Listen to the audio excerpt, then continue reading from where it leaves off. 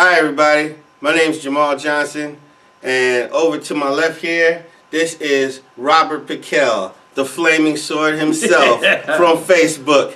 And what we're going to do is a reaction video to Andrew Wilson's sermon from the 27th of September 2015.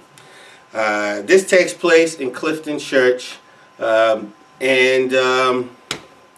needless to say, Dr. Wilson has brought what we presume to be the best of his ideas that animate him. And since we know that a lot of people are going to be depending on him for, cues on how to view things, well, Dr. Wilson isn't the only one and to have, the truth. And so we thought that you might appreciate our opinion. Now, I'm going to go into this knowing that, a rivalry, being that we go to Sanctuary, we're in Sanctuary with Hyungjanim, rivalry is not the center of what this is. The center of what this is should be that we are individually trying to attend God first, parents second, or conscience, God, and parents, right? So in the interest of doing that, we're looking for the truth. I'm speaking for myself personally, okay? So I'm going to hold myself not to the sense of a rivalry, but in the interest of truth. Robert? Well, I'm just going to call it as I see it. That's it. All right. So here we go. Let's see. Just a little adjustment there. All right. All right. So here we go. All right. And everything are on? Good. Terrific. Okay, I gave this lecture in Korea. I was surprised that they chose me to give a lecture in Korea, because usually it's only Koreans lecturing in Korea.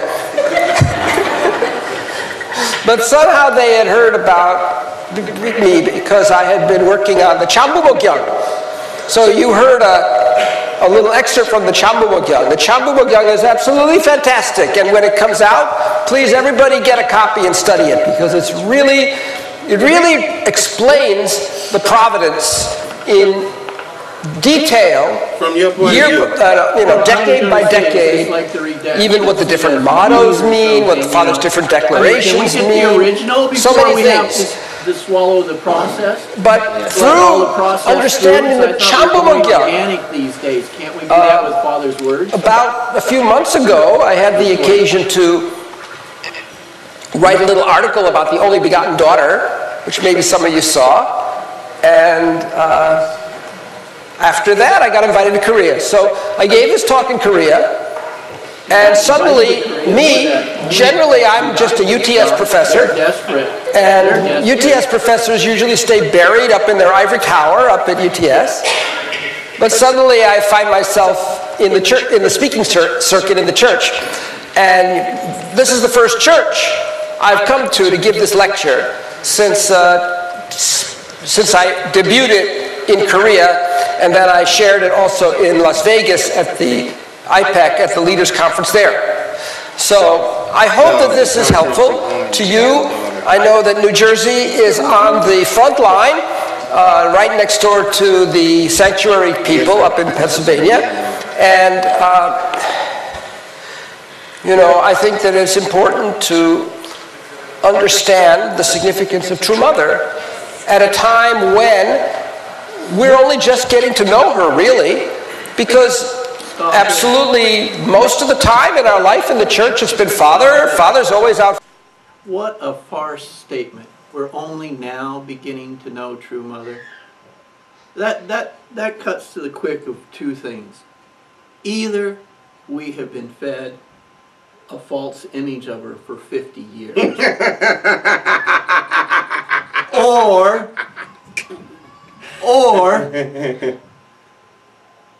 we have intentionally remained ignorant of what we saw and knew of her. Either way, it's a total failure on Andrew's part for being up in there.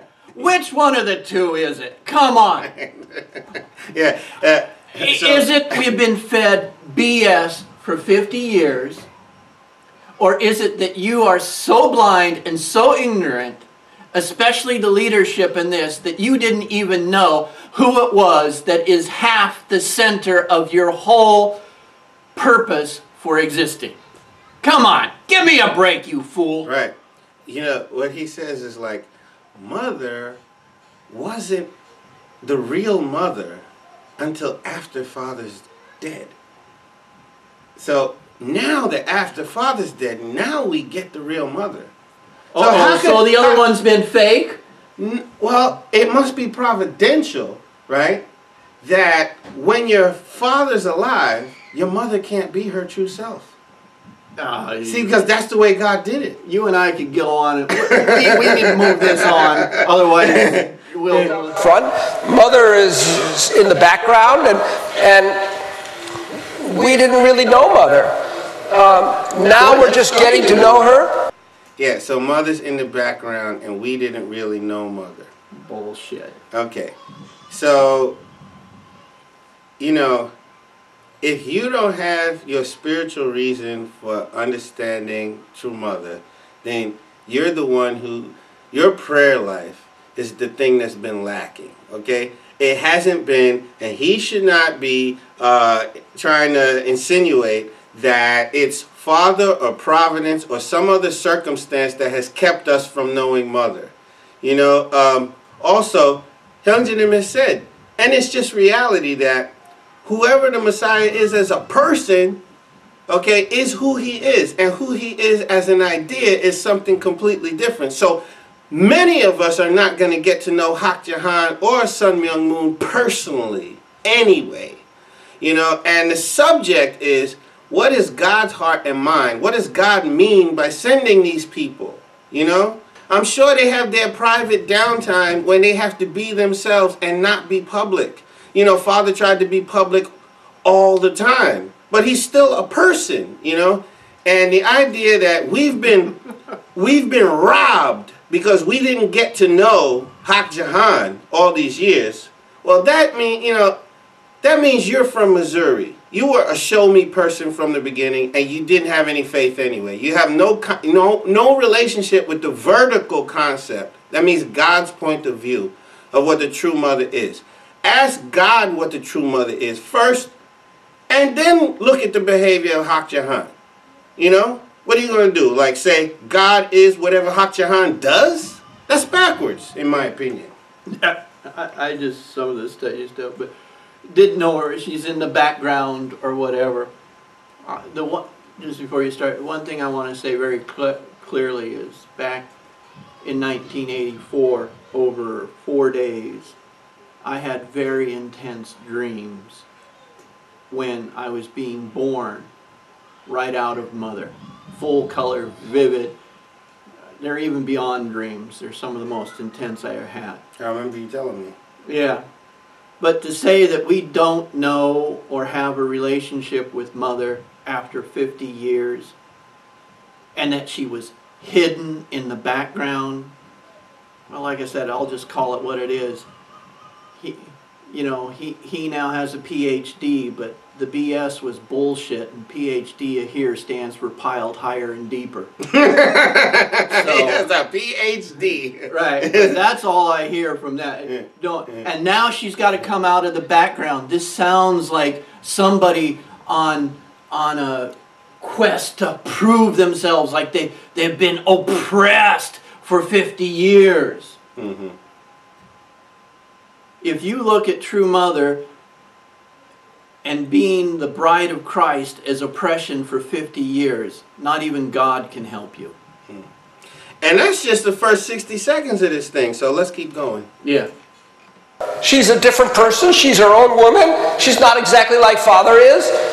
And so some people are a little bit disoriented. So, Deer in the headlights. Deer in the headlights. Deer in the headlights. Right? She's a different person. She's her own woman. Oh, okay.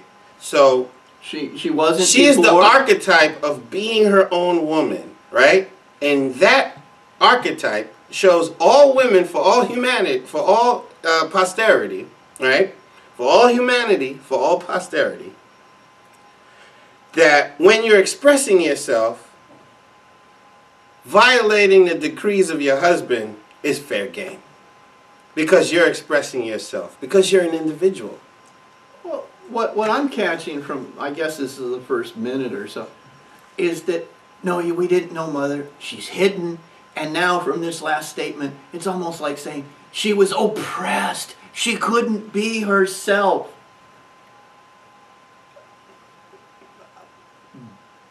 I remember in the 1980s when Father was in Danbury, one of the 2 times I heard Mother speak publicly, and I was sitting in the audience. Mother was definitely herself, and I'll tell you what, between Father and Mother, I'd rather face Father's wrath than Mother's wrath.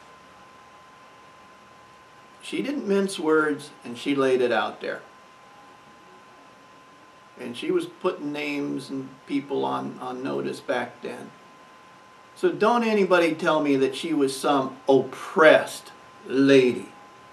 So it's like trying to siphon energy off of the feminist movement. That's how I feel. Because, you know, it's like race baiting in America. Because of 400 years of slavery, anytime anything happens in a political arena with people of different skin color, somebody's looking to gin up you know, a conflict that's a bleed over, as if it's a bleed over from slavery. And a lot of times nowadays it's just 2 people. One of them happens to be black and the other one happens to be white, but they're gonna make it. They're gonna siphon energy off of this historical conflict. And I feel like he's already setting up to start siphoning your energy off of that feminist past, that resentment over the false man, the archangelic man that women have, is going to be somehow utilized for the sake of heaven. Think about that. Satan is able to be the false male for 6,000 years or whatever and piss a whole bunch of women off, right? Neither one of these figures, the fallen Eve or the Luciferic male, are good people. So they deserve what they got. They made their bed in a garden and they're reaping it. Both of them are reaping it. They're both striking at each other. And for you to say that as we step over into the kingdom of heaven, you know, some of that resentment energy that fallen Eve has for what Lucifer did to him, and she's going to punish true Adam, or you know, for what Lucifer did, and this is going to be like an echoing theme. This resentment becomes an echoing theme of the eternal world. No, it's garbage. He should not be trying to access or instigate or incite that kind of historical feminist resentment. Mother was not subdued. She's the most privileged woman in history. Yeah. Most privileged woman in history. And, you know, just shooting from the hip, if Father had to push her down, it's because she didn't understand what Father was talking about at the time. And if it be that she didn't understand 95% of what he was talking about, so be it. Because we don't expect her to be the bearer of the truth anyway. We expect her to be feminine things like supportive and, you know, adding beauty to, you know, to him, you know, loving the children. We expect femininity from her. We don't expect her to be a second subject, okay? So he's setting this up for the rest of his thing. This is the basis of his emotional premise. This is it, at least. This is the emotional part of his premise. That's how. And you talk a lot. Let me get this real short. He's actually saying because she was oppressed and she has hurt, she's going to be justified in doing these other things. Bam. That's it. Okay. Thank you. I do talk a lot. Yes, you do. Korea, the big motto, at the leaders' conference after the 3rd anniversary Seonghwa Memorial was "True parents are one," you know, which is a great motto, but it's not just a slogan. True parents are one. My topic is basically that true mother and true father have had a glorious partnership over the past 50 plus years, where they have worked side by side, hand in hand, to bring the Providence to the conclusion that it has reached now, to the state to conclude the basic foundation that was... Hang on, I'll be right back. Yep. All right. Pause. I'm cooking, and I'll be right back.